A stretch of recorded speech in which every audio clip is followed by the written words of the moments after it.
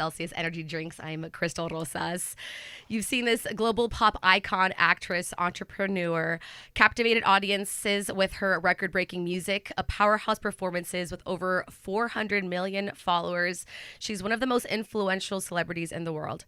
Her music career boasts over 60 billion streams worldwide, multiple RIAA platinum certified singles, chart topping albums, Grammy nominations, Billboard Music Awards, iHeartRadio Music Awards, MTV Video Music Awards, Golden Globe nominations, over 120 industry accolades. This is so awkward. Her brand Rare Beauty is revolutionizing makeup and the industry. A proud Latina who continues to put her gente on. Selena Gomez. Hi, that was the sweetest, but also like very uncomfortable for me because I am not used. I get weird with compliments. I just don't know why. But and also to have someone read it out, you're kind of like, this is so crazy. No, but I'm very proud of everything.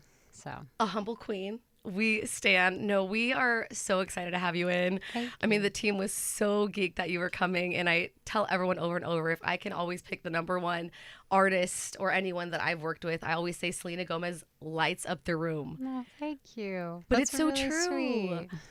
Well, how are you feeling right now? We got to catch up a little bit, but so much going on. I mean, it's odd because it's very overwhelming shooting a TV series and promoting an album at the same time. So it has been a little tricky, but I find myself constantly feeling at peace over everything in my life, and that's so special to me because then I don't know, then everything comes into fruition and you just want to make everything the best it can be. And I feel really peaceful and happy right now. We feel that from you. We feel it when you're chatting with us or when we see your recent interviews, when we see the music you've been putting out recently. Yeah. What do you attribute to that peace? Because we've seen your growth so much and we've seen the highs and the lows. But for you to say that you're at peace right now, like, how are you getting here? I think in general, it takes time for someone to... I mean, we're constantly growing up, but I feel like it's so important for us to feel complete in who we are. Mm-hmm. I think when I was younger, I could have been so focused on, I only feel like I want a boyfriend. I wrote a song called I Want a Boyfriend. And I think the moment I stopped looking and the moment I just started working on myself and dealing with my mental health issues, it was all just me learning and being prepared for... I was being prepared for 5 years for Benny, and I feel very lucky. It was the perfect timing. I think that too. Same for me. I feel like when I stopped caring about getting someone to like me and just liking myself, that's when all the perfect things started happening over and over again. That's true. And then we see it now with your guys' new joint album. That's a huge leap of faith to do an album like that with someone you love. Definitely. Because, they always say, don't work with your partner because it could get crazy. But he's just so wonderful at communicating and of course, very talented that it's unbelievable. So when he came to me with the idea of making an album, I said, well, yeah, let's try it out. We got along really well. He understood the music and understood what I felt, and it kind of just happened naturally. So I got very lucky. I feel like we did a good job. There's only a few times where I was like, okay, can you leave the room so I can work? Wait, so what would make that happen? Like he'd come up to say one note, and then the next thing you know, he's telling us what he wants to make for dinner and like how he's gonna do it, and I'm like, I have 3 months to record this album, and that is the fastest album either one of us have done. Like, love the food, love the thought, but babe, we got something to do I here. know. Like, It's stop like, distracting save me a plate and then I'll come down. So when you were going through this journey, what was probably the song that took the longest to get done? That you just were like, I need this perfect. I think it was Ojos Tristes Yeah. because obviously we wanted to make it an amazing, tribute. We were listening to the original and he gave it a try, did the track. It was just beautiful. And then we put the Marias on with us and it was, I don't know, magic. And Yeah. you're getting so much love for reviving that record for us because a lot of us grew up listening to it. Now you guys put your own spin on it. I see the sweetest videos of like abuelitas and, their moms and they're cooking dinner and they're so happy listening to it. It actually brings me so much joy. And then making your and our cultura such a focal point. I mean, you have amazing Latino artists on this record and you constantly put on for our gente. Why is that important for you to do? I think because it almost felt silly if I didn't. I think when I released my Spanish record, it was because I wanted to do it. I wanted music that felt that feeling you get. I don't know, Latin music and artists just have this thing where you can feel the music and you can't help but move, and we're so passionate. So I still embarrassingly listen to my old albums sometimes because I loved the songs. They were so fun. So it's safe to say I would definitely be open to doing another album. But I just think in general, on every album I do, I should at least have one song. Yeah. And you also talk about how you guys worked on this album in your guys' own house together. Yeah. And you were, waking up and then working a little bit and then able to take naps or eat. So that is different than what we usually do. It is. You obviously go into a studio and there's other people there and it's more professional, even though I'll come in my PJs, but it's a little bit more, I don't know, you're just not as cozy. And sometimes it's a good thing. Mm-hmm.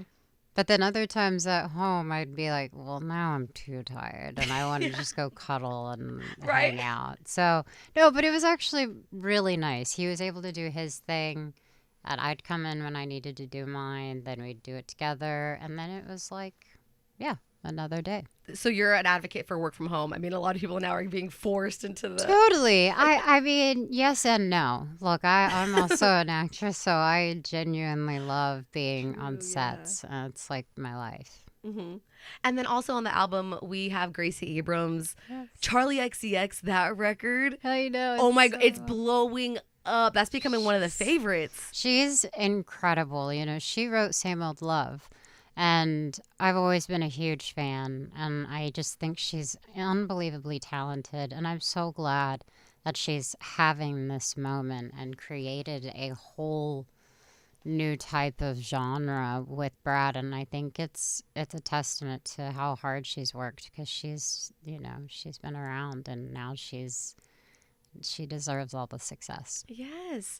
And you mentioned that you've been filming season 5 of Only Murders. Yeah, Congratulations. thank you. New York City is like your second home and has been for a long time. It has been now for 5 years. I do spend like 5 months, so safe to say almost half my year here, and I love it. What are some of your favorite parts of being a New Yorker?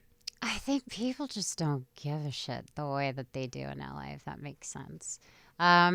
It's so nice. Everyone is doing their own thing. Maybe someone kind will come up and just say a nice thing to me and then just be like, oh, that was cool, and then move on. It just seems a bit, I just think it feels real. Mm-hmm. Yeah. And you and Benny have shared that one of your favorite dates have been putting on disguises and going on to Santa Monica. Do you still do that sometimes around here, or can you be yourself? How does that work around No, here? when I'm here, I can totally be myself. Yeah. It's so nice. I could sit 2 inches away from someone else having a conversation and I'll end up talking to them. Like, it's just very easy for me. The cognito is when we weren't public, and that normally never works. It just always is stupid to even try. But What do you think tips people off? my voice. So I try to be, very different when I'm around. But no, it was actually very cute because we just did it for fun. Hmm. But we got away with it. Yeah, We yeah. were sitting in the lines, hanging out. We got drinks. It was so much fun. Yes. And now back to being here in New York. What's something that you really respect about New Yorkers and the hustle? Because even though it's a beautiful place, it's still not the easiest place to live. Yeah, but I would say the hustle is almost impressive. Hmm. I think that's something that some people lack is the journey and working so hard to get somewhere. Hmm. And I enjoy the drive that people have here. And I enjoy the creativity, the arts. It's a very cultured Hmm. place. And Yeah. I still haven't seen all of it. It's just, you know what I mean? I love it here. Hmm. And from all the different areas of work that you've done and the success that you've had, I love to ask this question to artists because we get to know who their favorites are. Is there someone that you would love to ask a question to? What would it be that you haven't had a chance to catch up with yet? Jeez. Anyone? Even if I Actor. don't know them? Yeah. Ooh. For fun, Judge Judy. I'm so sorry, but I've gotten hooked on that again. And then she is doing her thing. Guys, it's so silly. You never talked to her? I've never talked to her, but I would love to be like, tell me about your life. Like, she has like 12 great grandchildren and 7 children. It's just like, she's so smart. I don't know. That's so cheesy. I'm sorry, but that's probably. No, that's the best one because a lot of artists say they want to talk to you and ask. Really? Yes, you and Rihanna are the top two. That's so. Oh, I would love Rihanna too, but I'm also like don't want to bother her. That's Kind of what they thing. say. Yeah. I feel like Have you chatted with her? no. But I'm also not that cool. There are stories we think we know, filtered through gossip and blurry paparazzi shots. But rarely do we get to hear the real voices behind them. For years, fans and tabloids alike speculated about the high-profile whirlwind between Selena Gomez and Justin Bieber. Was it romance, heartbreak, or just another Hollywood tale spun for cameras? Now, with Selena Gomez's marriage to acclaimed producer Benny Blanco, the pop star is finally sharing her version, with all of its pain, healing, and self-discovery. What follows isn't just another chapter in a celebrity tell-all. It's the story of a woman who found herself upended by love, who walked through fire, and who, through the most unexpected partnership, rediscovered who she truly is. For millions, Selena Gomez and Justin Bieber were pop royalty, young, radiant, and in love. Their relationship, which began in 2010, played out for the world to see, from romantic vacations to tearful public breakups. Yet behind the smiles was something far more complicated, and, according to Selena, much darker. Being with Justin was a mystery. Selena recently confessed in a candid interview that sent shockwaves through social media. I never really knew which version of him I was waking up to. Some days it was magical. Other days it was a nightmare. The pressures of their public romance ran deeper than most people realized. Selena revealed that the constant scrutiny, betrayal, and explosive arguments led her down a path of self-doubt and anxiety. It felt like I was losing myself, she said. When you're in love with someone who's unstable, it rattles your own sense of stability. Selena's struggles with mental health have been well documented, but she now clarifies that much of her journey stemmed from her tumultuous relationship with Justin. He could be so charming and loving, she recalls, but then there were times I felt invisible, like my needs were always second place. She goes on to explain that there were days she would cry herself to sleep, genuinely fearing what the next day would bring. The world saw glamorous music videos and lavish vacations, but Selena's reality was filled with loneliness and uncertainty. I felt like I was constantly walking on eggshells. I wanted so badly to fix everything, to make him happy, but I lost myself in the process. After finally ending things with Justin for good, Selena faced a long road to recovery. She describes how she tried therapy, meditation, and even long solo trips, but nothing quite mended the wounds. That was until she found herself collaborating in the studio with Benny Blanco. At first, their connection was strictly professional. Blanco had produced hits for the world's biggest stars, and Selena wanted to focus on her music. But something about his presence was different. He's patient, he listens, and he doesn't judge, Selena says. It started with late-night songwriting sessions and spilled over into deep, vulnerable conversations. Benny became the first person Selena truly opened up to about her tumultuous past. He never tried to fix me. He just let me be myself, she explains. There were nights we'd talk for hours, no music, just being real with each other. As rumor mills churned and social media speculated about an impending romance, Selena says she didn't realize she was falling in love at first. He made me laugh again. He made me feel like I was enough, just as I am. It was a slow, organic process, so different from the roller coaster of her previous relationship. Benny never made me question my worth. That's the biggest difference. With Justin, I was always looking for approval. With Benny, I feel whole on my own. Eventually, their friendship blossomed into romance. When someone holds up a mirror and you finally like what you see, that's the love worth keeping, she beams. Last year, Selena and Benny Blanco surprised fans with news of their engagement, followed just a few months later by a small, private wedding surrounded by close friends and family. There were no magazine covers or television deals. The day was an intimate celebration of resilience and new beginnings. Their marriage, Selena insists, is based on partnership and mutual respect. With Benny, I found my safe place, she says. He's taught me that real love isn't about grand gestures or headlines. It's about everyday kindness and accepting someone fully, flaws and all. Selena doesn't paint herself solely as a victim. I made mistakes too, she admits. I stayed when I should have left. I ignored red flags because I thought love would conquer all. But now I know better. Today, she looks back at her time with Justin as a mystery she no longer needs to solve. What once felt like a curse is now simply a lesson, a page turned, not torn out. In her final reflections, Selena wants her journey to speak to others who feel lost in toxic relationships or on the other side of public heartbreak. You don't owe anyone your suffering, she says. Find your voice. Find people who lift you up. And above all, don't be afraid to choose yourself. Selena Gomez's story is not just about celebrity romance.